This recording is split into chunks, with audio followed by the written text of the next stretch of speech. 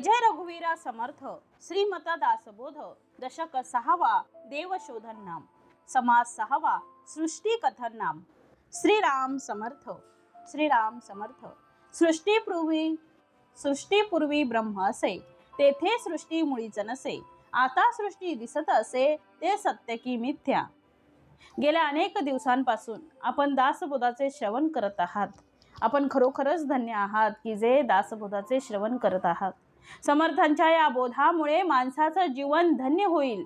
श्री समर्थांनी दशक 6वा, ज्याचं नाव आहे देवशोधन नाम, आणि समास 6 यामध्ये समर्थांनी सृष्टी कथन नाम असा समास लिहिलेला आहे। या सृष्टी कथन नाम समासामध्ये सृष्टीचं मिथ्यत्व आणि ब्रह्माचं सत्यत्व अशी शंका, असा प्रश्न काही साधकांना पडला। म्हणून साधकांनी प्रश्न विचारला आहे आणि त्याचं उत्तर देताना समाजामध्ये 2 प्रकारचे लोक आहेत, जे मुळात अज्ञानी आहेत आणि काही अज्ञानी असून सुद्धा केवळ शब्दज्ञानी आहेत। मग या दोघांचा वाद आणि या वादातून समर्थांनी काढलेला मार्ग आणि या मार्गातून आपण नेमकं साधकाने काय घ्यावं याचा बोध समर्थ या समासामध्ये करून देतात आहे। सृष्टीपूर्वी ब्रह्म असे, तेथे सृष्टी मुळीच नसे। आता सृष्टी दिसत असे, ते सत्य की मिथ्या। प्रश्न आहे समर्थांना साधकांचा की आपण म्हटले की ब्रह्म सत्य आहे आणि जगत मिथ्या आहे, पण या प्रश्नाचं उत्तर मला हवं आहे की सृष्टीपूर्वी ब्रह्म असे। आपण अनेक निरूपणामधून प्रवचनामधून समर्थ म्हणतायत की ब्रह्म आहेच, ब्रह्म आहे ते आहेच। मग समर्थ म्हणतात आहे, शिष्य म्हणतात आहे की सृष्टीपूर्वी ब्रह्म असे, सृष्टी निर्माण होण्याच्या अगोदर ब्रह्म होतं आणि आहे आणि राहणारही आहे। मग तेथे सृष्टी मुळीच नसे, म्हणजे ज्या ठिकाणी ब्रह्म निर्माण झालं, जेव्हा ब्रह्म प्रगट झालं किंवा ब्रह्म आहे असं म्हटलं, त्या ठिकाणी सृष्टी मुळीच नव्हती। पण आता असे झालेले आहे की सृष्टी दिसत असे, ती दिसत आहे। मग ती सत्य आहे की मिथ्या आहे, कृपया मला तुम्ही सांगा, असा साधकांनी श्री समर्थांना प्रश्न विचारलेला आहे। त्यावेळी समर्थ अत्यंत प्रसन्न होऊन साधकाचं समाधान करण्यासाठी तयार झाले आणि साधकांना सांगितलं की आपण सुद्धा या प्रश्नाचं उत्तर ऐकण्यासाठी आता सज्ज व्हा, सावध व्हा।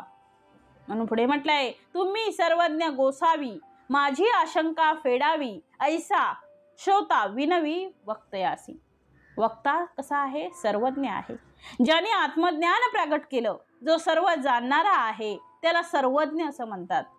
जे एक गोष्ट जाणल्यानंतर काही जाणायचं शिल्लकच राहत नाही, त्याला सर्वज्ञ असे म्हणतात। ब्रह्म जाणले की काहीही जाणायची गरज पडत नाही, कारण ब्रह्मामध्ये सगळं सामावलेलं आहे हो। म्हणून समर्थ हे सर्वज्ञ गोसावी असल्यामुळे शिष्य समर्थांना विनंती करतात आहे की आता माझ्या या आशंकेची माझ्या शंकेचं आता निरसन करावं, ही शंका माझी फेडावी। म्हणून समर्थ म्हणतात आहे, आता पुढे ऐका, आता ऐका प्रत्युत्तर, कथेसी व्हावे तत्पर, वक्ता सर्वज्ञ उदार बोलता झाला। सर्वज्ञ माणूस तोही कसा? वक्ता आणि उदार, या 3 गोष्टी एकत्र आल्या पाहिजेत। जेव्हा आपल्याला ज्ञान प्राप्त होते, तो सांगणारा सर्वज्ञ असला पाहिजे, त्याला ते कळलं पाहिजे। आणि दुसरी गोष्ट, तो उदार असला पाहिजे। उदार असला पाहिजे याचा अर्थ त्याला देण्याची इच्छा असली पाहिजे। एखादा व्यक्ती खूप ज्ञानी असतो पण दुसऱ्याला सांगण्याची इच्छाच नसते, मग त्याचं ज्ञान सुद्धा उपयोगी पडत नाही। म्हणजे तो ज्ञानी असला पाहिजे आणि त्याच्यामध्ये ते ज्ञान दुसऱ्याला देण्याची उदारता सुद्धा असली पाहिजे। आणि तिसरी गोष्ट आहे की ज्ञान त्याच्याजवळ आहे, देण्याची उदारता आहे, पण त्याच्याजवळ वक्तृत्व नाही, म्हणजे कला नाही, कौशल्य नाही। म्हणून ज्ञान आणि कौशल्य प्राप्त असलेला उदार व्यक्ती खऱ्या अर्थाने समाजाचा मार्गदर्शक होऊ शकतो। तोच खऱ्या अर्थाने समाजाचा शिक्षक आहे, तोच खऱ्या अर्थाने समाजाचा गुरु आहे। म्हणून समर्थ म्हणतात आहे की ऐका, आता मी आता तुला सांगण्यास तयार आहे। समर्थांनी त्याचे उत्तर देताना किती सुंदर आणि किती मार्मिक उत्तर दिलं आहे ते बघा आता।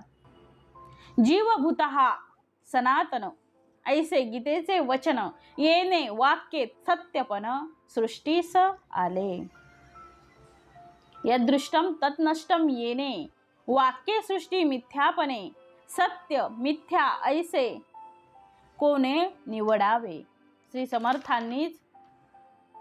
समर्थांनीच येथे प्रश्न केलेला आहे.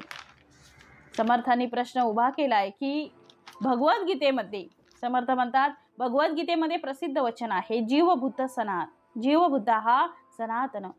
जीव हा आताचा नाही, तो सनातन आहे. अनेक वर्षांपासून होता आणि तो राहील आणि पुढे सुद्धा राहणार आहे. सृष्टी आहे असं भगवद्गीतेत सांगितलं, जीवभूत सनातन. असं असताना श्रुती म्हणते आहे की यद दृष्टम तत् नष्टम, जे दिसते ते नष्ट होते. याचा अर्थ ती कशी आहे? मिथ्या आहे. मग भगवद्गीता म्हणते आहे की सृष्टी आहे आणि श्रुती म्हणते आहे की सृष्टी नाही आहे, जग नाही आहे. मग आता दोन्हीही ग्रंथ आपल्याला शिरसावंद्य आहेत. दोन्हीही ग्रंथांमध्ये दोन स्वतंत्र विचार मांडले आहेत. यामध्ये आपण काय करावं? तर समर्थ याचं उत्तर पुढे देतच आहे. सत्य म्हणो तरी नासे, सत्य म्हणाल तर ते नाही आहे. मिथ्या म्हणो तरी दिसे, मिथ्या म्हणाल तर दिसते आहे. आता जैसे आहे तैसे बोली जेल, जसं आहे तसं मी सांगण्यासाठी तुम्हाला सज्ज झालेलो आहे. जर आम्ही सृष्टीला जर सत्य मानलं तर ती मुळामध्ये न असे नाही आहे. बरं, नाही आहे असं म्हटलं तर ती आम्हाला दिसते आहे. मग एका बाजूला दिसते आणि दुसऱ्या बाजूला नाही आहे, यामधला गोंधळ काय? नेमकं ती आहे की नाही? म्हणून समर्थ म्हणतात आहे, सृष्टीमध्ये बहुजन अज्ञान आणि सज्ञान म्हणून या समाधान होत नाही. श्री समर्थांनी एवढ्या प्रश्नाचं उत्तर एका शब्दात दिलं आहे. ते म्हणतात आहे, जगामध्ये दोन प्रकारचीच माणसं आहेत, एक सज्ञान आहे आणि एक अज्ञान आहे. आणि या सज्ञान आणि सज्ञानामुळे, या दोघांमुळे, एक सज्ञान आणि दुसरं अज्ञान, आणि या दोघांमुळे आपल्याला गोंधळ निर्माण झालेला आहे की नेमकी पृथ्वी आहे, सृष्टी आहे की नाही, ती मिथ्या आहे की ती सत्य आहे, असा गोंधळ निर्माण झालेला आहे. मग त्याचं कारण आहे ते सज्ञान आणि अज्ञान असलेले.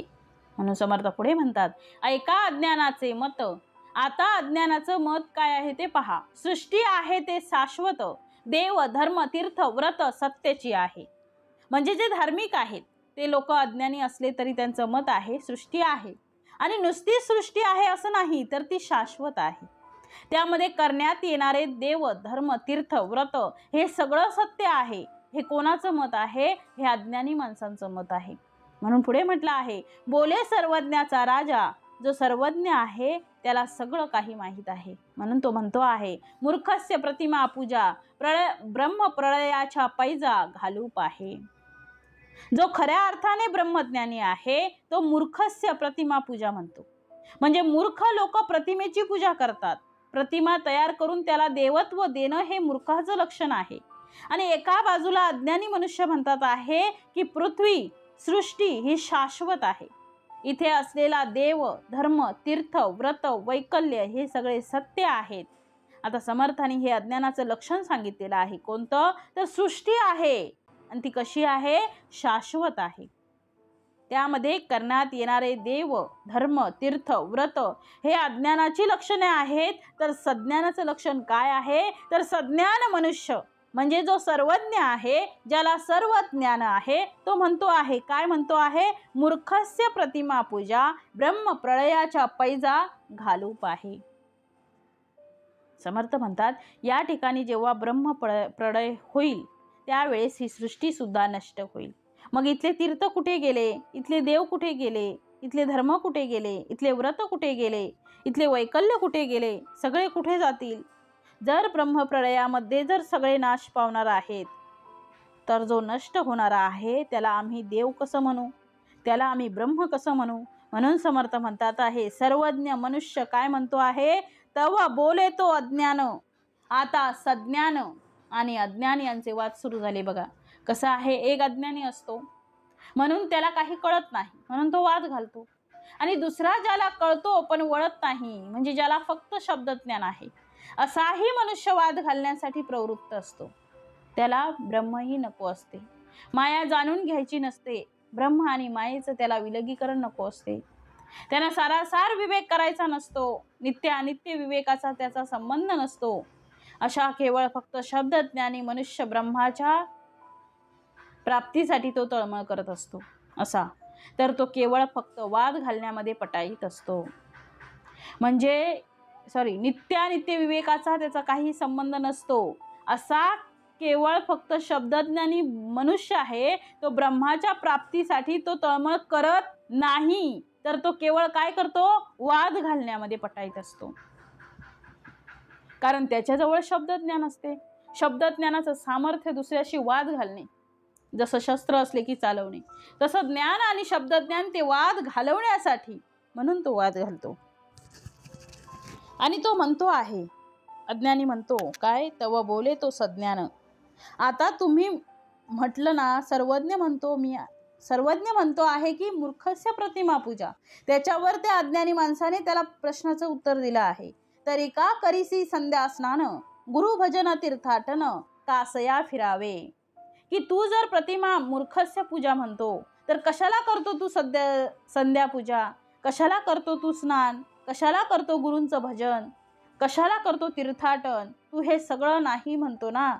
देव धर्म तीर्थ व्रत सक्तीची आहे असं तू म्हणतो ना. मग अज्ञानी माणूस करतो, मग ठीक आहे, पण जो सज्ञानी आहे तो सुद्धा करतो. कासया फिरावे. साठी इथे एक समर्थाने वचन दिलं आहे. चंद्र सुडेचे वचन समर्थाने इथे दिलं आहे बघा. श्लोक: तीर्थे तीर्थे निर्मलम ब्रह्मारुंदम, रुंदे रुंदे तत्वचिंतानुवादम, वादे वादे जायते तत्वबोधम, बोधे बोधे भासते चंद्रचूडम. चंद्रचूडाचे वचन, सद्गुरूचे उपासन, गुरुगीता निरूपण, बोलिले हरे. प्रत्यक्ष हराने म्हणजे शंकराने हे वचन गुरुगीतेमध्ये म्हटलेलं आहे. ते म्हणतात आहे की तीर्थांमध्ये आम्ही का जावं? कारण तिथे ब्रह्मरुंद असतात. ब्रह्मरुंद याचा अर्थ ज्ञानी लोक असतात. त्या तीर्थात जाऊन काय करावं? तर रुंदे रुंदे तत्वचिंतानुवाद. तिथे जावं आणि तत्वाचं चिंतन करावं. का करावं तत्वाचं चिंतन? कारण वादे वादे जायते तत्वबोध. या वादावादामुळे आपल्याला खरा तत्वबोध कळतो. आणि बोधे बोधे आणि बोध झाल्यानंतर भासते चंद्रचूड. प्रत्यक्ष शंकरांचं दर्शन होते आणि म्हणून आम्हाला सत्संगती घडावी, म्हणून आम्ही जातो. म्हणून पुढे समर्थाने दिला आहे, गुरुसी कैसे भजावे. प्रश्न विचारला. आधी तयासी ओळखावे, त्याचे समाधान घ्यावे, विवेके स्वये. आता गुरुला आम्ही भजावं असं समर्थ सांगतात. आधी गुरुला वंदन करा. सद्गुरु सारिखा दुसरा आपला त्राता कोणी नाही हो. म्हणून सद्गुरु ज्याला मिळाले त्याला काहीही करायची गरज नाही. सद्गुरु प्रसादाने, सद्गुरु कृपेने, सद्गुरूंच्या एका कटाक्षाने शिष्याचा उद्धार होत असतो. म्हणून तो सद्गुरू कसा आहे, तो गुरु कसा आहे हे ओळखलं पाहिजे. त्या गुरूंचं वैशिष्ट्य काय आहे, सद्गुरूंचं वैशिष्ट्य काय आहे, सद्गुरूंमध्ये कोणत्या गोष्टी असतात आणि सद्गुरू कोणाला म्हणावं, गुरु कोणाला म्हणावं, याचं उत्तर देताना समर्थ म्हणतात आहे. श्लोक दिलाय समर्थांनी. ब्रह्मानंदम परम सुखदम केवलम ज्ञानमूर्तिम द्वंद्वाधीतम गगनसदृशम तत्वमस्यादिलक्षम एकम नित्यम विमलमचलम सर्वदी साक्षीभूतम भावाधीतम त्रिगुणरहितम सद्गुरुतम नमामि. किती सुंदर ओवी आहे, किती सुंदर श्लोक आहे हो. हे समर्थाने घेतलेलं गुरुगीतेतले वचन आहे. अत्यंत महत्त्वपूर्ण असं वचन आहे. ते म्हणतात आहे, सद्गुरू कसा आहे, कोणाला गुरु म्हणावं तर ब्रह्मानंदम परम सुखदम, अत्यंत सुखकारक आहे. परम सुख या शब्दाचा अर्थ जे प्राप्त झाल्यानंतर पुन्हा दुःख प्राप्त होत नाही, त्याला परम सुख असं म्हटलेलं आहे. आणि जे सुख प्राप्त करतो ऐहिक जीवनात, त्या सुखानंतर कुठेतरी दुःखाची उत्पत्ती होते. सुखाच्या मागेच दुःख चिकटून येते. जसं एका नाण्याच्या दोन बाजू आहेत. एका बाजूला सुख आहे तर दुसऱ्या बाजूला दुःख आहे. त्यामुळे सुख आणि दुःख मिश्रित असं जग आहे.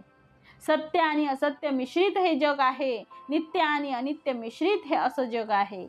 या ठिकाणी आम्हाला खऱ्या अर्थाने सुख मिळत नाही. सुखाचा फक्त आम्हाला भास होतो. म्हणून समर्थ म्हणतात, जो सद्गुरू तुम्हाला भेटला की तो कसा आहे, की तो परम सुखदम आहे.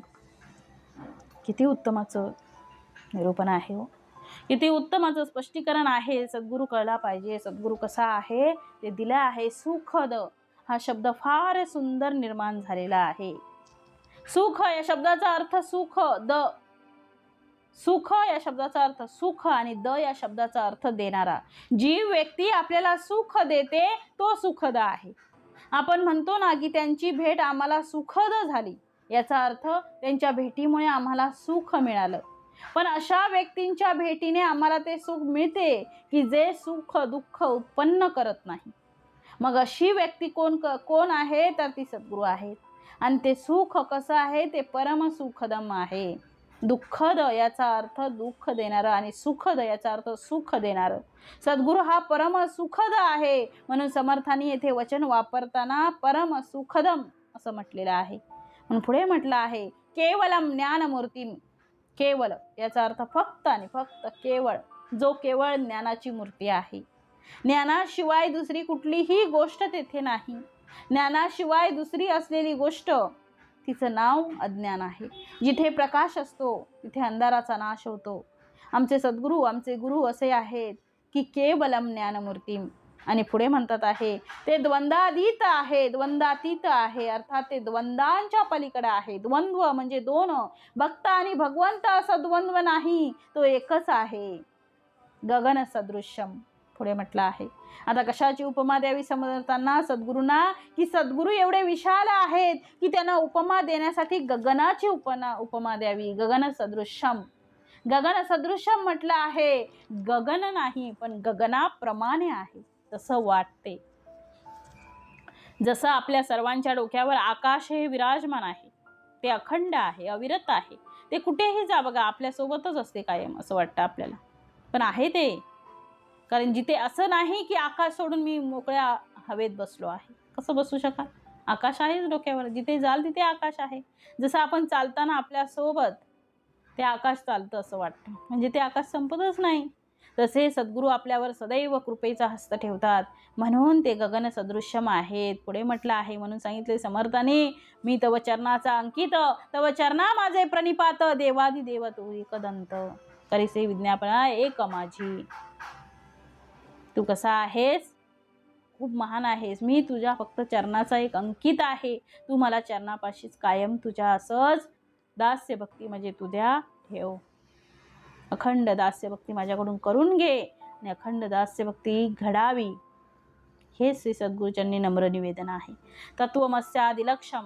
तत्वमसी हे महावाक्य आहे 4 महावाक्यांपैकी, म्हणजे तू ते आहेस अशा प्रकारची महावाक्य, त्याला तत्वमसी म्हटलं आहे. तत्वमस्यादिलक्षम अशा प्रकारचं लक्ष तत्वमसीचं आहे, ते तू आहे असं ज्याचं लक्ष आहे ते सद्गुरू आहेत. तत्वमस्यादिलक्षम एकम याचा अर्थ सद्गुरू हा एकच आहे. या जगामध्ये एक, दुसरं काही नाही. अनेक गोष्टी एकापेक्षा जास्त आहेत आणि जे एक आहे ते श्री सद्गुरू आहेत. एकम म्हणजे ते कसे आहेत?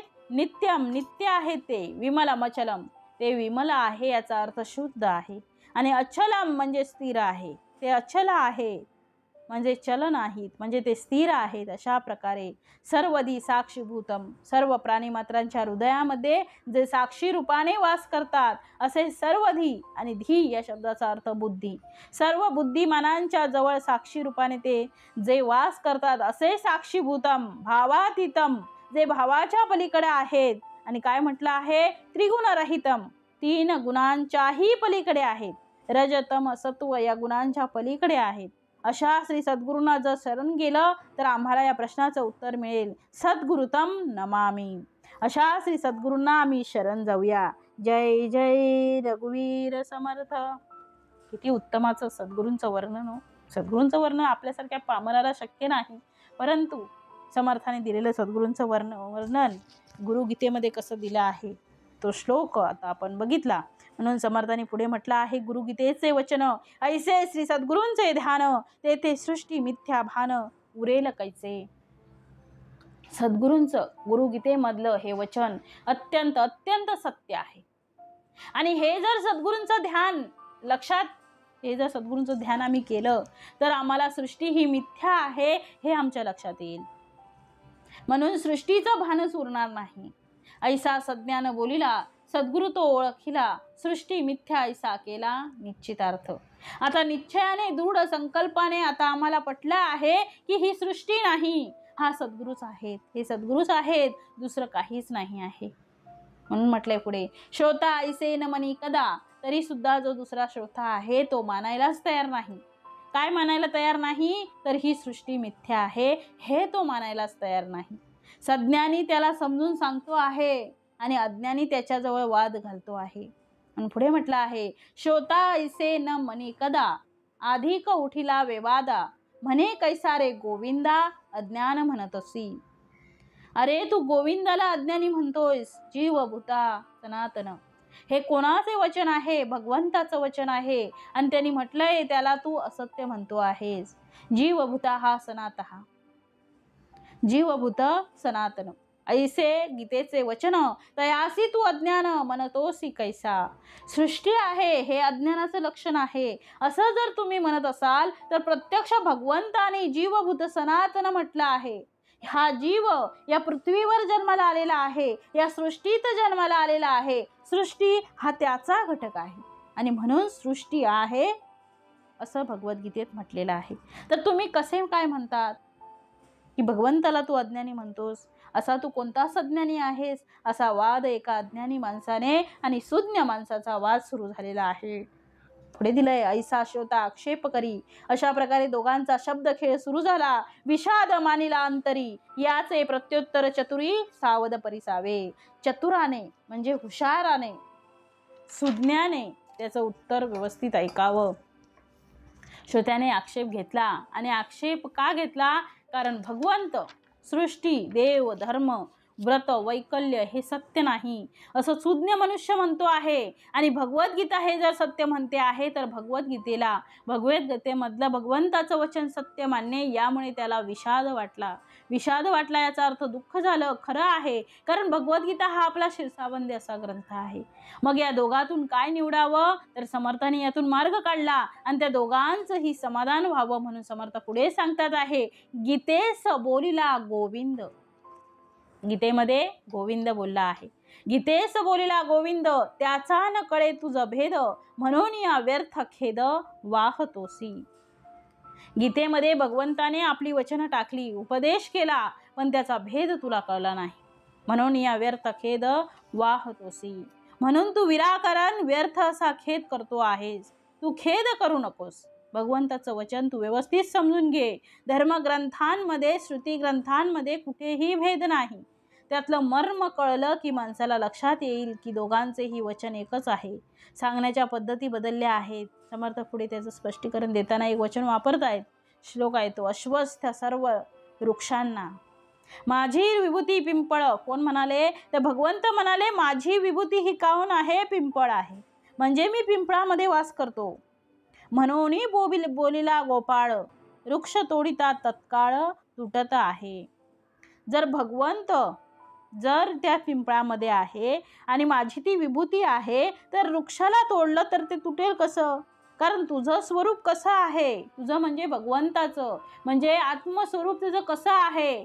तर नैनम छिद्द, श्लोक दिलेला आहे समर्थाने, नैनम छिंदंती शस्त्राणी, नैनम दहती पावकः, न चैनम क्लेदयंतांपो, न शेषयती मारुतः.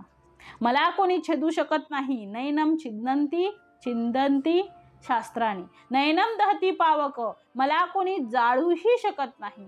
न चैनम क्लेदय त्यापो, मला कोणी ओलं करू शकत नाही. न शोषयाती मारुतः, मला कोणी वाऱ्याने सुकवूही शकत नाही, उडवूही शकत नाही. मग असं असताना सुद्धा भगवंताची ही विभूती असताना ती कशी काय तोडली जाते? तर समर्थांनी याचं उत्तर दिलं आहे, शस्त्रांचे तुटेना. कोणाचं स्वरूप आहे हे? ब्रह्माचं स्वरूप. अग्नीचेही जळेना, उदकामध्ये कालवेना स्वरूप माझे. त्या उदकामध्ये सुद्धा कालवले जाऊ शकत नाही. नचैनम क्लेदयन टॅम्पो, आप म्हणजे पाणी, आपामध्ये सुद्धा ते कालवले जाऊ शकत नाही. पिंपळ तुटे शस्त्राने, पिंपळ जळे पावकाने, पिंपळ कालवे उदकाने नाशिवंत. पिंपळ शस्त्राने तुटतो, पिंपळ हा उदकाने कालवला जातो. पावकाने म्हणजे पिंपळ अग्नीने जळतो, तो मुळात कसा आहे? नाशिवंत आहे.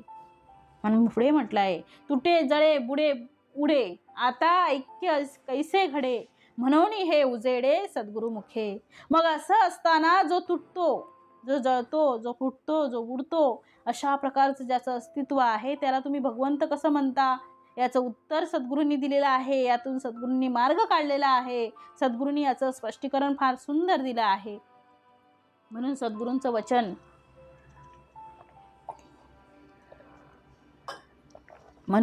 वचन हे आपण प्रमाण मानावं. कारण शास्त्र आम्हाला वाचता येते, पण शास्त्र आम्हाला कळत नाही. शास्त्र कळणं कठीण आहे, पण शास्त्र वाचणं सोपं आहे. शब्द वाचणं सोपं आहे, शब्द ज्ञान होणं सोपं आहे, पण ते गर्भ ज्ञान होणं कठीण आहे. त्यातलं गुह्य कळणं कठीण आहे. म्हणून सद्गुरूंची वचनं आम्ही ऐकावी आणि त्यांच्याकडनं सगळं समजून घ्यावं. म्हणून पुढे म्हटलं आहे, इंद्रियाना हा मनश्यास्मी, कृष्ण म्हणे मनतो मी, तरी का आवरावी उर्मी चंचळ मनाची. ऐसे कृष्ण का बोलिला, साधन मार्ग दाखविला, खडे मांडुनी शिकविला, ओ नामा जेवी. उत्तर देताना समर्थांनी दिला आहे की आपण एखाद्या गोष्टीचा दृष्टांत म्हणून घेतला तर त्या दृष्टांताला सिद्धांत करू नये. दुसऱ्या बाजूला आपण जर एखादी गोष्ट साधन म्हणून घेतली असेल तर त्या साधनाला आपण साध्य समजू नये. ज्याप्रमाणे लहान मुलाला शिकवताना ओनामा घेतला जातो, एखादी पाटी किंवा मणी घेतली जातात, खडे घेतले जातात किंवा त्यांना वजाबाकी बेरीज शिकवली जाते आणि त्यांना त्या खड्यांमधून किंवा मणी बाजूला करून असे वजाबाकी बेरीज शिकवली जाते. याचा अर्थ ते फक्त उदाहरणासाठी घेतलेलं आहे. ते साधन म्हणून वापरलेलं आहे. त्यामध्ये बेरीज नाही, त्यामध्ये गुणाकार नाही, त्यामध्ये भागाकार नाही. त्या माध्यमातून आपल्याला ते कळावं म्हणून ते साधन आहे. म्हणून सृष्टी या असलेल्या साधनेच्या माध्यमातून आपल्याला निर्गुण परब्रह्म आपल्याला कळलं पाहिजे. म्हणून सगुणाचे निसंगे, निर्गुण पाविजे निर्धारे. म्हणून सगुणाच्या संगे आपल्याला निर्गुणाची प्राप्ती करायची आहे. ज्याप्रमाणे आम्ही साधन म्हणून एखादी गोष्ट घेतो आणि त्या साधनानंतर साध्य प्राप्त झाल्यानंतर साधनाला टाकून देतो, त्याप्रमाणे आम्हाला या साधनांना घ्यावे लागते. त्या साधनाच्या माध्यमातून भगवंत प्राप्त करावा लागतो आणि प्राप्तीनंतर आम्ही घेतलेलं साधन टाकावे लागते. म्हणून या सगळ्या ज्या गोष्टी आहेत हे साधनं आहेत. म्हणून या ठिकाणी या सर्व साधनांचा शेवटी ऱ्हास होतो आणि शेवटी निर्गुण निराकार परब्रह्म आम्हाला भेटतो.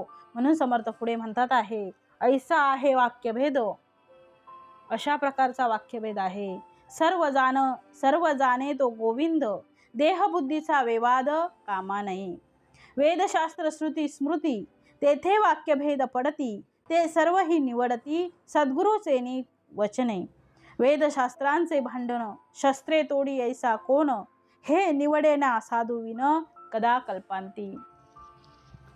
संत ज्ञानेश्वर माऊलींनी या शास्त्रांचा अर्थ समजणं किती कठीण आहे हे समजून सांगताना त्यांनी म्हटलंय, माऊली म्हणतात आहे की वाघाच्या नाकातला केस आणावा आणि नागावरचा मणी आणावा. ते मिळवणं जेवढं कठीण आहे तेवढं शास्त्र समजणं कठीण आहे.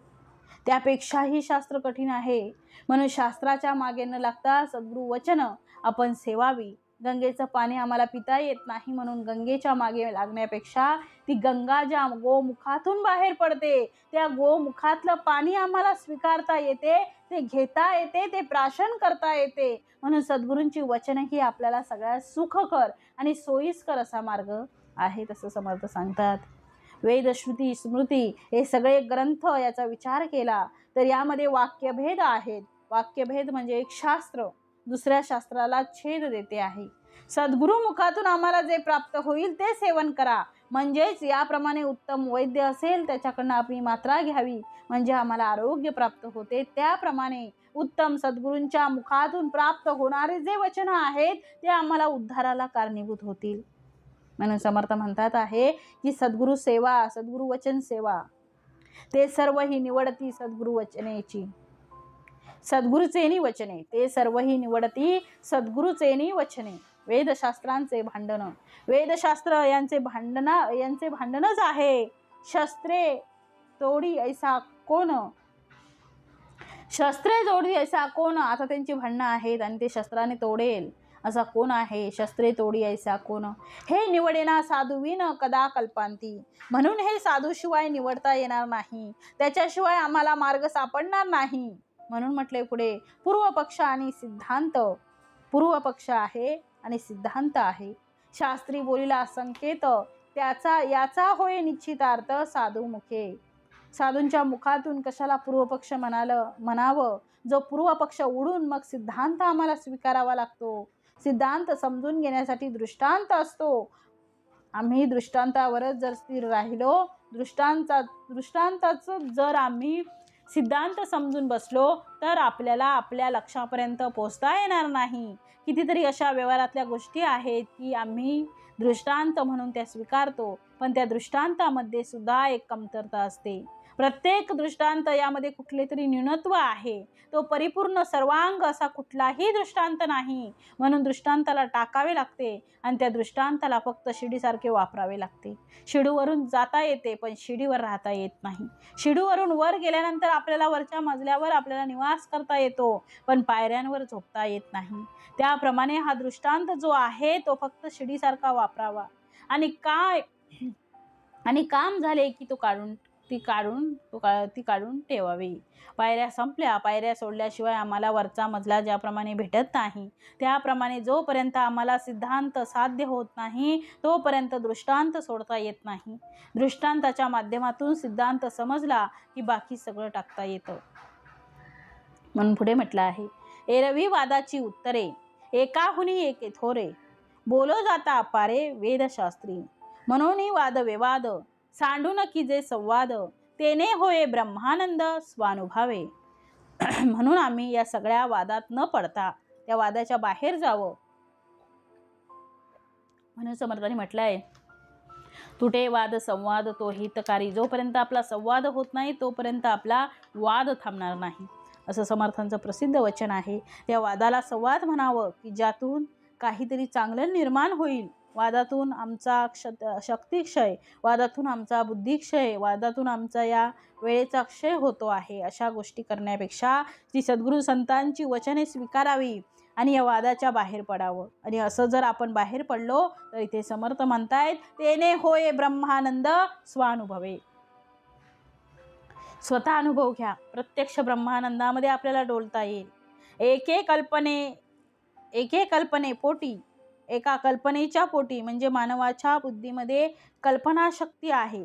आपण मागे पाहिलं आहे, आत्मशक्ती आहे, कल्पनाशक्ती आहे, विचारशक्ती आहे. तर ही कल्पनाशक्ती कशी आहे, तर एके कल्पनेचे पोटी होती जाती अनंत सृष्टी, तया सृष्टीची गोष्टी साच केवी. कल्पनेच्या केला देव, तेथे झाला दृढ भाव, देवा लागी येता खेव, भक्त दुःखे दुखवला.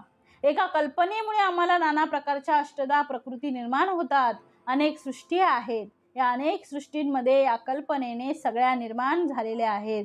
या कल्पनेने आम्हाला ताप आला तर कल्पनेने सुद्धा आपण त्या तापाच्या भरामध्ये आपल्याला वेगळी सृष्टी जाणवते. एखाद्याला जर कावीळ झाली तर त्याला सगळं जगच पिवळं दिसू लागते. मग जग पिवळं आहे की आहे तसं आहे? ते आहे तसं आहे, तुम्हाला ते जाणवते, कारण तुम्हाला तो आजार झालेला आहे. जसं मृगजळ आहे की नाही, तुम्ही म्हणाल नाही आहे, मग दिसते कसं? याचं उत्तर आहे तुमच्या कल्पनेचा भ्रम आहे.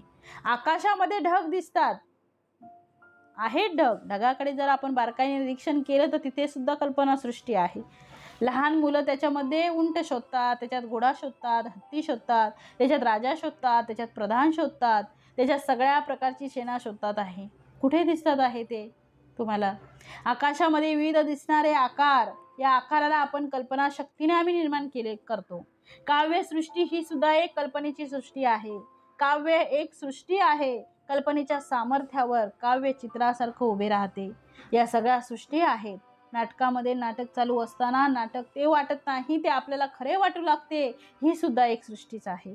तशी ही जगात दिसणारी, ही जी प्रत्यक्ष दिसणारी सृष्टी आहे, म्हणून त्या सृष्टीला सुद्धा मिथ्यत्व आहे. ती सुद्धा जशी दिसते तशी नाही आहे. पण तुमच्या कल्पनेने तुम्ही तिला नटवलेलं आहे. तुम्ही ठरवलेलं आहे की ही व्यक्ती चांगली आहे आणि तुम्ही ठरवलेलं आहे की ही व्यक्ती वाईट आहे. तुम्हाला ही गोष्ट आवडते आहे, हा कल्पनेचा भाग आहे.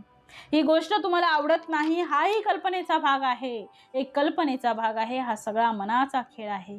म्हणून समर्थांनी म्हटलं आहे, एक एक कल्पनेचे पोटी होती जाती अनंत सृष्टी, होता जातात अनंत सृष्टी निर्माण होतात, तर या सृष्टीची गोष्टी साच केवी. ते खरं कसं काय असणार? साच आहे का ते? साच फक्त भगवंत आहे. म्हणून समर्थ म्हणतात, कल्पनेचा केला देव. देव सुद्धा कल्पनेने केलेला आहे.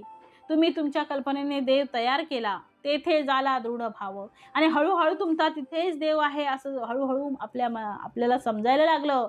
देवा लागी येता खेव. जर देवाला यदा कदाचित कुठली क्षती पोचली तर तेने भक्त दुखावला. मूर्ती फुटली, दुःख झालं. सोन्याचा देव केला, चोराने पळवून नेला, दुःख झालं. मातीचा देव होता, पाण्यामध्ये देव बुडला, दुःख झालं. दगडाचा देव केला, दुष्टाने तो फोडला, दुःख झालं. याचा अर्थ असा की तुमच्या कल्पनेने तुम्ही देव निर्माण केला आणि त्या देवाला आम्ही देवत्व देऊन त्यावर भाव ठेवला, म्हणून आमचा भाव आहे, म्हणून देव आहे. म्हणून राष्ट्रसंत तुकडोजी महाराजांचं जे प्रसिद्ध भजन आहे, त्या भजनाचा सार जणू काही समर्थांच्याच ओवी असाव्या. देव बाजारचा भाजीपाला नाही र, देव अशान भेटायचा नाही र. लाकडाचा देव त्याला अग्नीचा भेव, सोन्या चांदीचा देव त्याला चोराचा भेव. देव अशान भेटायचा नाही र, देव बाजारचा भाजीपाला नाही रे. दगडाचा देव त्याला वड्राच भाव, मातीचा देव त्याला पाण्याचं भेव. देव कशाचाही तयार करा, देव अशान भेटायचा नाही र, देव बाजारचा भाजीपाला नाही रे. देव आमच्या कल्पनेने आम्ही निर्माण केलेला आहे. त्या देवाला आम्ही एका आकारामध्ये प्रतिष्ठित केलेला आहे. पूर्वावस्थेमध्ये त्याची गरजही आहे, ती नाकारताही येणार नाही. समर्थांनी त्याचं वर्णन पुढे केलेलं आहे. पण तिथेच देव आहे आणि त्याच्याशिवाय दुसरीकडे नाही असं समर्थ म्हणत नाही. उलट याचा नाश आहे, कारण यांना आम्ही तयार केलेला आहे पंचमहाभूतांनी. म्हणजे पंचमहाभूतांनी निर्माण झालेली कुठलीही वस्तू ही शेवटी नाशवंत आहे. पंचमहाभूतच नाशवंत आहे. म्हणून समर्थ इथे पुढे म्हणतात आहे, पाषाणाचा देव केला, एके दिवशी भंगून गेला, तेने भक्त दुखावला, रडे पडे आक्रंदे. देव हरपला घरी, घरामध्ये देव करतात आणि एखादा हरपून जातो, हरवतो. म्हणून समर्थ पुढे प्रश्न विचारतात आहे, देव हरपला घरी, एक देव नेला चोरी, एक देव दुराचारी फोडिला बळी. एक देव जापनिला, एक देव उदकी टाकिला, एक देव नेऊन घातला पायातळी. असा हरवून जातो. काही दुष्ट त्याला फोडून टाकतात. मग समर्थ म्हणतात, काय सांगतो तीर्थमहिमा? आता मग समर्थ म्हणतात, या देवांच्या तीर्थमहिमा काय सांगाव्या? आता देवच असा हरवतो, देवच सापडत नाही, तर या देवांना काय म्हणायचं? काय सांगो तीर्थमहिमा मोडून गेला. दुरात्मा थोर सत्व होते तेमा, काय झाले कळेना. अरे हा महिमा तीर्थांचा होता, या देवांचा महिमा होता. देव दुर्जनाने तोडून टाकला, फोडला तो. मग काय झालं? समर्थ म्हणतात, मग तिथला महिमा काय झाला? महिमाही गेला, देवही गेला, महिमाही गेला. मग असा देव आहे का की देव आला आणि गेला, देव निर्माण झाला आणि फेकला, निर्माण झाला आणि संपला? असं नाही आहे ते. देव घडीला सोनारी, आता सोनाराने तो घडवला. देव ओतला ओतारी, एक देव घडीला पाथरी पाषाणाचा. म्हणजे पाषाणाचा देव तयार करताना तो पाथरवट्या त्या दगडावर बसतो, हातामध्ये छन्नी आणि हातोडा घेतो आणि त्याला खपल्या पाडतो आणि तो देव तयार करतो. आता देवाच्या अंगावर, म्हणजे तो देवाच्या अंगावर बसून जर तो निर्माण होतो आहे, तर तुम्ही त्याला काय म्हणावं? काय म्हणाल? म्हणून ती मूर्ती तयार करताना ती मूर्तीच आहे. त्या मूर्तीमध्ये आम्ही देव प्रतिष्ठिला आहे. जेव्हा तो मूर्तिकाराकडे असतो तेव्हा ती मूर्ती असते, आणि जेव्हा ती मंदिरात बसते तेव्हा तिला देवत्व प्राप्त होते, कारण तो मंत्राने देव तिथे थांबला जातो, देवाचं अधिष्ठान तिथे तयार होतं. म्हणून समर्थ इथे म्हणतात आहे, एक देव घडीला पाथरी पाषाणाचा. आता समर्थांनी देवांची यादी दिली आहे. किती भोळे बाबडे देव तयार करतात आणि यांना देव मानून ते आयुष्यभर पूजत राहतात. खरा देव सापडतच नाही. म्हणून पुढे म्हटलं आहे, तुका म्हणे कैसे आंधळे हे जन, गेले विसरुनी खऱ्या देवा. जो खरा देव आहे, ज्याच्या शोधासाठी आम्ही आलो, ज्याच्या प्राप्तीसाठी आम्ही जन्म घेतला, त्या प्राप्तीसाठी घेतलेल्या जन्माचं काय झालं? तर आम्ही भलत्याच देवात अडकून बसलो. तुका म्हणे कैसे आंधळे हे जन, गेले विसरुनी खऱ्या देवा. याचा अर्थ खरा देव वेगळा आहे आणि आम्ही मानतो आहे तो देव वेगळा आहे. म्हणून समर्थांनी उल्लेख केलेला आहे, तो पण समजून घेण्यासारखा आहे. नर्मदा गंडी कातिरी, देव पडिले लक्षवरी, त्यांची संध्या कोण करी, असंख्यात गोटे. समर्थ म्हणतात नदी तीरावर असलेले वेगवेगळ्या प्रकारचे गोटे आहेत. त्या गोट्यांना शेंदूर फासून अनेक लोक देव तयार करतात. म्हणून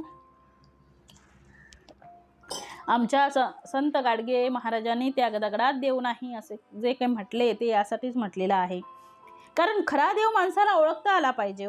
तो खरा देव ओळखता आला तर मग आपला संभ्रम निर्माण होणार नाही, शंका राहणार नाही. आम्ही निशंक होऊ, आम्हाला भगवत प्राप्ती होईल. म्हणून समर्थ पुढे सांगतात आहे, चक्रतीर्थी चक्रांकित शालिग्राम घेता देव असती असंख्यात, नाही मनी निश्चितार्थ एक देव.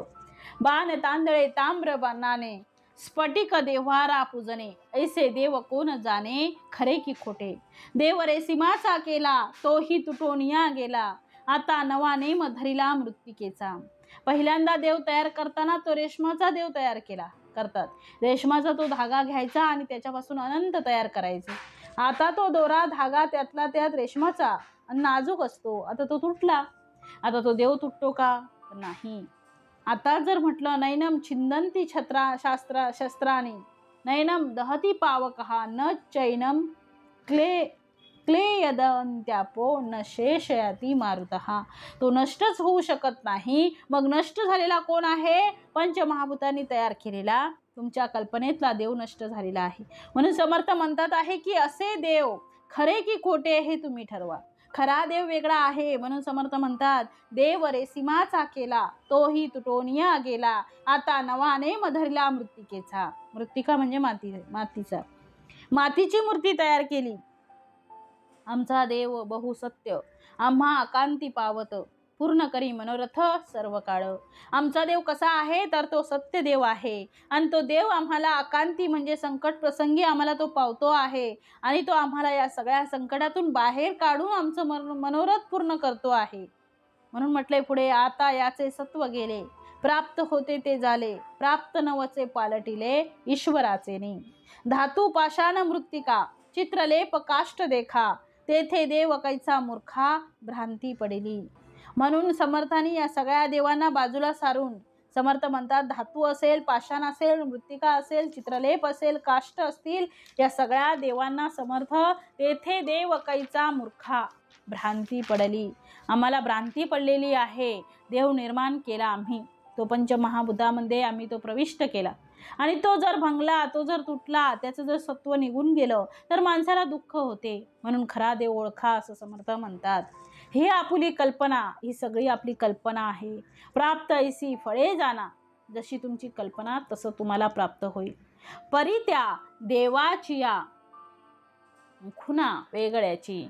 म्हणून या देवाच्या खुणा म्हणजे प्रत्यक्ष खऱ्या देवाच्या खुणा वेगळ्या आहेत. त्या पुढे समर्थ सांगतात आहे, हे आपुली कल्पना प्राप्त ऐसी फळे जाना, परी त्या देवाची या खुणा वेगळ्याची. म्हणून हे माया भ्रमणे सृष्टी मिथ्या कोटी गुणे, वेदशास्त्रे पुराणे ऐसीच बोलती. श्री समर्थांनी मी सांगतो असा शब्द न वापरता समर्थ म्हणतात, वेदशास्त्र आणि पुराणे हेच सांगतात. तर काय सांगतात? सृष्टी मिथ्या कोटी गुणे. आम्हाला सृष्टी दिसते, त्यामागचं कारण माया आहे. म्हणून समर्थ म्हणतात, ही सृष्टी मुळामध्ये मिथ्या आहे. ते वेद सांगतात, ऋग्वेद, यजुर्वेद, सामवेद, अथर्ववेद, चारी वेद सांगतात, 6 शास्त्रेही सांगतात, तेच सांगतात. इतकंच नाही तर 18 पुराण सुद्धा हेच सांगतात. या शास्त्रांचाच मागोवा घेतात. उपनिषदही तेच सांगतात. पुढे या ग्रंथांच्याच आधारावर संत सुद्धा सांगतात. म्हणून पुढे म्हटलं आहे, साधू संत महानुभाव त्यांचा ऐसाची अनुभव, पंचभूतातीत देव सृष्टी मिथ्या. पंचभूतांनी तयार झालेली ही सृष्टी आणि या सृष्टीमध्ये मानवाने कल्पनेने तयार केलेले देव, या सर्वांना साधू संत आणि महानुभाव यांनी मिथ्यात्व बहाल केलेला आहे. मिथ्या का म्हटलेला आहे? याचा अर्थ असा की आम्ही त्यालाच देव समजून आमचा उद्धार होणार नाही. आमच्या उद्धारासाठी आम्हाला निर्गुण परब्रह्मापर्यंत आम्हाला पोचायचं आहे. अशा प्रकारे निर्गुणाची उपासना साधू संतांनी शेवटी सांगितली आहे. याचा अर्थ असाही घेऊ नये की त्याने सगुणाला उडवून लावलं. याचा अर्थ असाही घेऊ नये की मूर्तिपूजा करू नये. याचा अर्थ असा करू नये की गुणमाया जी आहे किंवा सगुण भक्ती जी आहे ती आपण करू नये, असा अर्थ घेऊ नये. सगळ्यांनी लक्षात ठेवा, आम्ही जी पूजा करतो त्या पूजेमागे आम्हाला गुणाच्या माध्यमातून निर्गुणाकडे जायचं आहे, हे फक्त पक्क लक्षात ठेवा. कारण गुण हे नाशवंत आहेत. आणि निर्गुण हे कसं आहे, शाश्वत आहे, जे असं तशी असे सर्व काळ. पंचमहाभूतांनी तयार झालेली ही सृष्टी समर्थ म्हणतात मिथ्या आहे. पुन्हा लक्षात घ्या, मिथ्या आणि असत्य या शब्दामध्ये फरक आहे. असत्य या शब्दाचा अर्थ जे सत्य नाही त्याला असत्य असे म्हणतात, आणि जे नाहीच त्याला असत्य असे म्हणतात.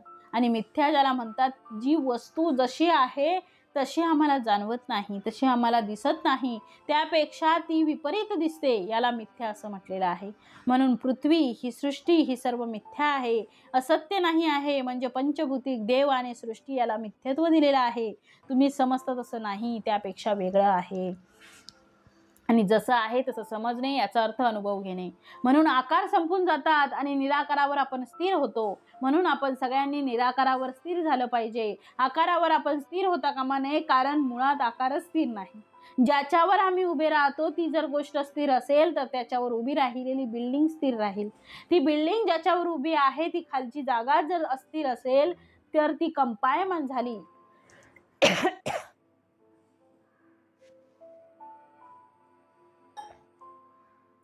ती जर कंपायमान झाली तर वरची बिल्डिंग पडून जाईल. म्हणून आपला आधार हा निर्गुणाचा आहे आणि त्या निर्गुणावर हे सगुण उभा आहे. याचा अर्थ मुळात निर्गुणच आहे, त्या निर्गुणावर सगुणाचा भार आहे. समर्थांनी पुढे सांगितलं आहे, सृष्टीपूर्वी सृष्टी चालता, म्हणजे सृष्टीच्या पूर्वी म्हणजे सृष्टी निर्माण होण्याच्या आधी निर्गुण होतं. निर्गुण होतं तर होतं. सृष्टी चालता म्हणजे सृष्टी जाता चालते आहे, म्हणजे निर्गुण आहे. सृष्टी अवघी संवारता, आणि ही सृष्टी पुन्हा संवार पावली गेली, नष्ट झाली तरी सुद्धा शाश्वत देव तत्वता आदी अंती. जे शाश्वत देव आहे तो आधीही होता आणि अंती सुद्धा होता. तो मागेही होता, आजही आहे आणि पुढेही राहणार आहे. म्हणून अशा प्रकारे जे निर्गुण परब्रह्म तत्व आहे ते आधी होतं आणि अंती सुद्धा राहणार आहे, त्याला आम्ही शाश्वत परब्रह्म म्हटलं आहे. म्हणून समर्थ पुढे म्हणतात आहे, ऐसा सर्वांचा निश्चयो यदर्थी नाही संशयो, यात अजिबात संशय नाही, कोणालाच संशय नाही. आणि म्हणून समर्थ म्हणतात, या सर्वांवर तू विश्वास ठेव. त्यांनी अनुभवाच्या पातळीवर सगळ्या साधू संतांनी महानुभवांनी तुला समजून सांगितलं आहे. शब्दांच्या पातळीवर नाही तर त्यांनी स्वतः अनुभव घेतलेला आहे आणि अनुभवाअंती ते सांगतात आहे, ऐसा सर्वांचा निश्चयो. सर्वांचा निश्चय आहे, ठामपणे सांगितलं आहे. असं म्हणजे असंच, यात बदल नाही, यदर्थी संशयो नाही. वितरेक म्हणजे घडणे, वितरेक आणि अन्वयो कल्पना रूप. वितरेक म्हणजे घडणे आणि अन्वय याचा अर्थ ते संपणे.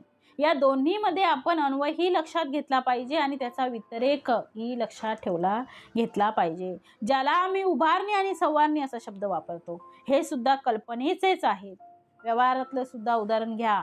पत्त्याचा बंगला असतो, लहान मुलं पत्त्याचा बंगला तयार करतात. आता तो खरा बंगला आहे का? मुळात तो खरा बंगलाच नाही आहे. पण पत्त्याचा बंगला जेव्हा आम्ही पाहतो, तो तयार करतो, पण तो काही क्षण मात्र आहे, म्हणून तो वितरेक आहे.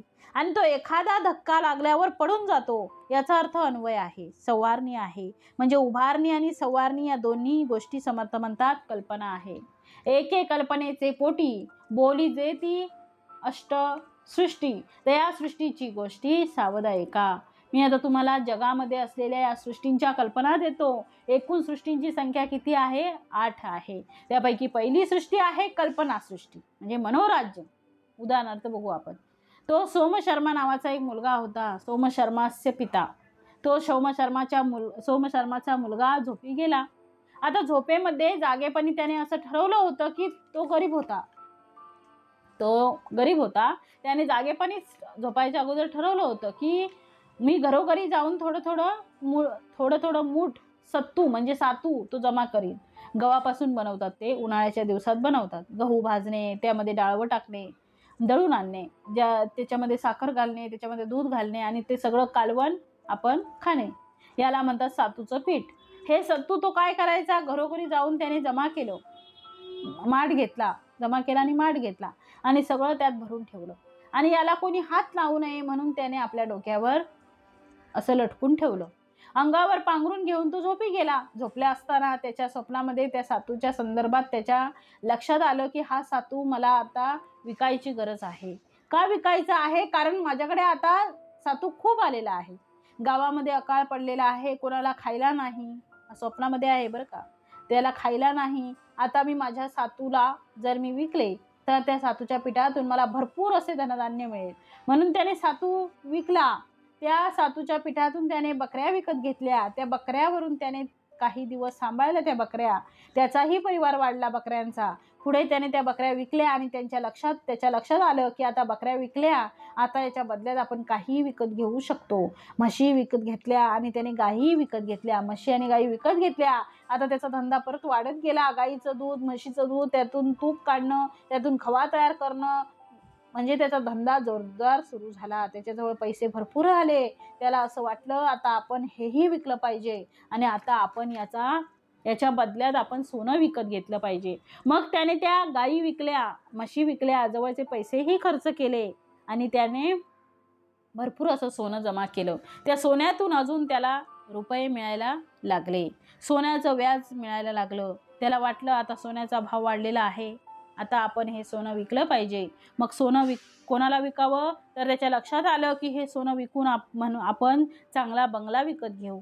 समोरच एका राजाचा बंगला होता. तो बंगला विकत घेण्यासाठी त्याने जवळचं सोनं होतं ते विकून टाकलं. आता तो चैनीने त्या बंगल्यात राहू लागला. पण त्याच्या मनात आलं की नुसता मी एकटा राहतो आहे, मला एकट्याला आता कंटाळा येतो आहे, एकटा राहून काय फायदा. आपल्याला बाजूच्या राज्यामध्ये असलेली जी राजकन्या आहे तिच्याशी विवाह करायचा आहे.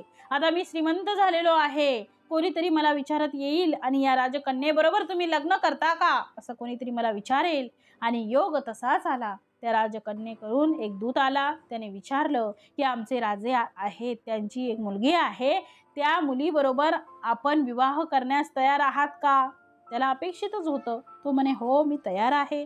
शेवटी त्या दोघांचं लग्न झालं. आता लग्न झाल्यानंतर त्याला वाटलं की आता माझी बायको माझ्या घरी आली पाहिजे.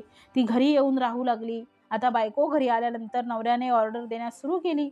आता घरातलं सगळं काम ती करायची. एवढं करूनही त्या राजकन्येला एक छोटंसं मूल झालं, म्हणजे त्या सोमशर्माचा मुलगा. तो मुलगा घरामध्ये रांगू लागला. राजकन्या म्हणाली अहो त्या लेकराला सांभाळता का. तो म्हणाला हो तुझं लेकरू आहे, तू सांभाळ, आज मला वेळ नाही, जा तिकडे. आता ते मूल रांगायला लागलं. रांगता रांगता अचानक बाहेरचा दरवाजा उघडा होता. बाहेरच्या दरवाजातून एक कुत्रा आतमध्ये आला. ते कुत्रं जसं आतमध्ये आलं तेव्हा त्याच्या लक्षात आलं की ते लहान मूल इथे रांगत होतं, ते कुत्रं तिकडून आलेलं आहे. कदाचित या कुत्र्याने या लहान मुलाला त्रास दिला तर आपण काय करावं, म्हणून या कुत्र्याला हाकललं पाहिजे. म्हणून त्याने काठी उचलली आणि त्या कुत्र्याला मारली. आता कुत्र्याला मारली. तो झोपेत होता. ती काठी कुठे बसली, त्याने त्या मडक्यामध्ये जे सातू ठेवलं होतं त्या मडक्यावर बसली आणि सगळं सातू त्याच्या डोक्यावर पडलं. सगळं ते याने जेवढं साठवलेलं तेवढं सगळं पडून गेलं. आता त्याच्याकडे काहीच नाही राहिलं. हा सगळा आहे कल्पनेचा खेळ. काय म्हटलंय, एके कल्पनेचे पोटी बोलिजे ती अष्टसृष्टी, तया सृष्टीची गोष्टी सावध ऐका. ऐकी कल्पनेची सृष्टी दुजी शाब्दिक सृष्टी, तिची प्रत्यक्ष सृष्टी जाणती सर्व. म्हणजे तो झोपेमध्ये सगळं बघत होता. झोपेमध्ये त्याने एवढं सगळं रंगवलं, परंतु त्या झोपेमध्ये त्याने कोणीतरी नेईल म्हणून ते डोक्यावरच बांधून ठेवलं. झोपतो तिथेच बांधून ठेवलं आणि त्याने ते कुत्रा आला म्हणून त्याच्यावर मारली काठी. तर ते सातू सगळं पडलं, त्या मडक्यावर पडलं. मडक्यावर काठी जोराने आपटली आणि ते फुटून गेलं. त्याच्यातलं सगळं त्याचं सातू खाली पडलं. आता तो गरीब होता. तो गरीबच राहिला, कारण एवढं सगळं तो कशामध्ये बघत होता, स्वप्नात बघत होता. म्हणून समर्थांनी म्हटलं आहे, सृष्टीपूर्वी सृष्टी चालता, सृष्टी अवघी संवारता, शाश्वत देवतत्वता आदियंती. ऐसा सर्वांचा निश्चय, यदर्थी नाही संशयो, वितरेक आणि अन्वयो कल्पना रूप. म्हणजे वितरेक, संवारणी, अन्वयो, संवारणी आणि उभारणी हे सगळी कल्पना आहे. वरील सर्वांचा हा स्वानुभव निश्चय आहे, येथे संशयाला जागा नाही. सृष्टीचा संहार आणि उभारणी सर्व कल्पनारूप आहे. एकही कल्पनेचे पोटी बोलिजे ती अष्टसृष्टी, तया सृष्टीची गोष्टी सावध ऐका. ऐकी कल्पनेची सृष्टी दुजी शाब्दिक सृष्टी, तिची प्रत्यक्ष सृष्टी जाणती सर्व. एका कल्पनेमुळे 8 प्रकारची सृष्टी निर्माण होते, ते सर्व सांगतो, आता सावधपणे ऐका. एका कल्पनेची सृष्टी, दुसरी शाब्दिक सृष्टी, तिसरी आपल्या डोळ्यांना प्रत्यक्ष दिसणारी सृष्टी, हिला सर्वच जाणतात. पहिली कुठली आहे? कल्पनेची. दुसरी शाब्दिक आहे. तिसरी डोळ्यांना प्रत्यक्ष दिसणारी.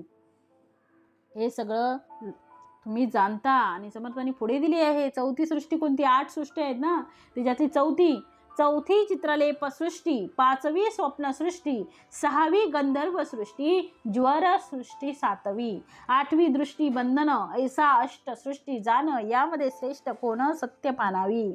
म्हणजे पहिली कोणती आहे? कल्पनेची. दुसरी सृष्टी शाब्दिक आहे. तिसरी डोळ्यांना प्रत्यक्ष दिसणारी आहे. चौथी चित्रलेप सृष्टी, 5वी स्वप्नसृष्टी आहे, जे आपण स्वप्नात बघतो ते, 6वी गंधर्व सृष्टी आहे, 7वी जर सृष्टी आहे आणि 8वी दृष्टीबंधन. अशा एकूण 8 सृष्टींमध्ये श्रेष्ठ कोणती आणि सत्य कोणती मानावी? तर समर्थ पुढे म्हणतात यामध्ये श्रेष्ठ कोण? सत्य मानावी. यामध्ये श्रेष्ठ कोण आहे? म्हणून सर्व 8 सृष्टी नाशवंत आहेत हे सर्व संत महंत जाणतात. पण हा सर्व निश्चय दृढ होण्यासाठी सगुणास भजावे लागते. कोणाला? सगुणाला. सगुणाचे संगे निर्गुण पाविजे निर्धारे. म्हणजे सगुणाच्या रूपाने आपल्याला निर्गुणापर्यंत पोचायचं आहे. देवापर्यंत पोचायचं असेल तर त्याचं नामस्मरण, त्याची पूजा अर्चा, त्याचं सगळं काही केलं पाहिजे, सेवा त्याची केली पाहिजे. ती सगुणाची करून आपण निर्गुणापर्यंत पोचतो आहे. म्हणून म्हटलं आहे मनोनी सृष्टी नाशिवंत. ही सृष्टी कशी आहे? नाशवंत आहे. जाणती संत महंत. संत महांतांना सगळ्यांना माहिती आहे ही सृष्टी नाशवंत आहे. फक्त मनुष्य आहे ज्याला ही सृष्टी शाश्वत वाटते. सगुणी भजावे निश्चित निश्चया लागी. म्हणजे पण हा सर्व निश्चय दृढ होण्यासाठी सगुणास भजावे लागेल. सगुणाचे नि आधारे निर्गुण पाविजे निर्धारे. सारासार विचारे संत संगे. आता असो हे बहुत संत संगे कळे नेमस्त. एरवी चित्त दुच्छित संशयी पडे. तत्व शिष्य आक्षेपिले. सृष्टी मिथ्या ऐसे कळले. परी हे अवघे नाथिले तरी दिसते का. आता काय सांगितले? सगुणाचे नि आधारे. कशाला? निर्गुण पाविजे निर्धारे. सगुणाच्या आधाराने, नीट श्रवण करा, सगुणाच्या आधाराने निर्गुणाची प्राप्ती निर्धारपूर्वक करून घ्यावी. आणि पुढे म्हटलंय त्यासाठी काय करावं? संत संगती करा. सारासार विचार याची आवश्यकता आहे. संत संगती धरावी. म्हणून म्हटलंय सारासार विचारे संत संगी. आता असो हे बहुत. आता हे सगळं खूप झालं. समर्थ म्हणतात आता हे मी तुम्हाला एवढं सांगितलं, हे सगळं खूप झालं. संत संगे कळे नेमस्त. एरवी चित्त दुच्छित्त संशयी पडे. आता हे खूप झालं. असो आता खूप झालं. हे संत संगतीनेच हे सगळं निश्चितपणे कळून आलं. म्हणजे हे संत संगतीमुळेच कळून येतं. हे आपल्याला निश्चितपणे कळालं. आणि पुढे संत संगे कळे नेमस्त. संत संग एरवी चित्त दुच्छित्त संशयी पडे. संत संग व सारासार विचार नसेल तर चित्त चलबिचल होऊन संशयात पडेल. ते चित्त आपलं स्थिर झालं पाहिजे. तव शिष्य आक्षेपिले. तेव्हा शिष्यांनी आता आक्षेप घेतला. काय घेतला? की सृष्टी मिथ्या ऐसे कळले. परी हे अवघे नाथिले तरी दिसते का. आता काय सांगितले? तव शिष्य आक्षेपिले. आता शिष्यांनी आक्षेप घेतलाय की सृष्टी मिथ्या ऐसे कळले. सृष्टी मिथ्या आहे हे कळले. परंतु समर्थ म्हणतात काय? परी हे अवघे नाथिले तरी दिसते का. परंतु हे सगळं अवघे जर मिथ्या आहे मग दृष्टीला कसे दिसते. प्रश्न उत्तमच आहे. बरोबर आहे प्रश्न ना. म्हणजे शिष्याने काय विचारलं की सृष्टी मिथ्या आहे हे तुम्ही सांगितलं, आम्हाला कळलं, परंतु जर मिथ्या आहे तर ती दिसते कशी. म्हणून पुढच्या ओळीत समर्थ देत आहेत. दृश्य प्रत्यक्ष दिसते म्हणून सत्याची वाटते. यासी काय करावे ते सांगा स्वामी. काय म्हटलंय? दृश्य प्रत्यक्ष दिसत असल्याने ते सत्यच वाटते. तरी हे स्वामीनं सांगितले तरी हे स्वामी समर्था, तरी याला काय करावे ते कृपा करून तुम्ही आम्हाला सांगा. याचे प्रत्युत्तर भले पुढिले समासी बोलिले. श्रोता श्रवण केले पाहिजे पुढे. एवं सृष्टी मिथ्या जानोनी रक्षावे सगुण. ऐसी हे अनुभवाची खुण अनुभवी जाणती. समर्थांनी म्हटले याचे प्रत्युत्तर भले. याचे प्रत्युत्तर कुठे दिलंय बघा. पुढील समासी बोलिले. म्हणजे कशाचं प्रत्युत्तर दिलंय की समर्थ म्हणतात दृश्य प्रत्यक्ष दिसते, दृश्य प्रत्यक्ष दिसते असल्याने ते सत्यच वाटते. मग समर्थ स्वामी तुम्ही कृपा करून आम्हाला सांगा की हे कसं दिसतंय. दृश्य प्रत्यक्ष दिसत असल्याने ते सत्यच वाटते ना, मग त्याला आम्ही मिथ्या कसं म्हणावं हे तुम्ही आम्हाला कृपा करून सांगा. त्यावर समर्थ म्हणतात याचे प्रत्युत्तर भरले, पुढले समासी बोलले. म्हणजे याचं उत्तर, ह्याचं प्रत्युत्तर मी पुढच्या समासात तुम्हाला सांगितलेलं आहे, ते तुम्ही श्रोता-श्रवण केले पाहिजे. पुढे हे तुम्ही पुढचा समास श्रवण केल्याशिवाय कळणार नाही. पुढचं निरूपण समर्थाने दिलेलं आहे, ते तुम्ही श्रवण केलात तरच याचं उत्तर तुम्हाला मिळेल. एवं सृष्टी मिथ्या जाणोनी लक्षावे सगुण, ऐसे हे अनुभवाची कुण अनुभवी जाणती. समर्थ म्हणतात आहे म्हणून सृष्टी कशी आहे, मिथ्या आहे, हे जाणूनच सगुणाचे रक्षण करावे. सृष्टी कशी आहे, मिथ्या आहे, हे जाणून सगुणाचे रक्षण करावे. अशी ही अनुभवाची खूण अनुभवीच जाणती म्हणून म्हटलंय. एवं सृष्टी मिथ्या म्हणून जाणोनी रक्षावे सगुण, ऐसे हे अनुभवाची खूण अनुभवी जाणती. ते अनुभवीच जाणणार आहेत. पुढच्या समासामध्ये 7व्या समासामध्ये समर्थांनी सगुण भजन दिलेलं आहे. त्याच्यामध्ये ह्या सगळ्याची उत्तरं समर्थांनी दिलेली आहे. नक्कीच उत्तमातला उत्तम तो समास आहे, तो आपण नक्की श्रवण करावा. त्यामुळे आपल्याला बरेच काही प्रश्नांची उत्तरं मिळणार आहेत. म्हणून समर्थांनी पुढच्या समासामध्ये ते दिलेलं आहे. इति श्री दासबोधे गुरु शिष्य संवादे सृष्टी कथन नाम समास 6वा. जय जय रघुवीर समर्थ.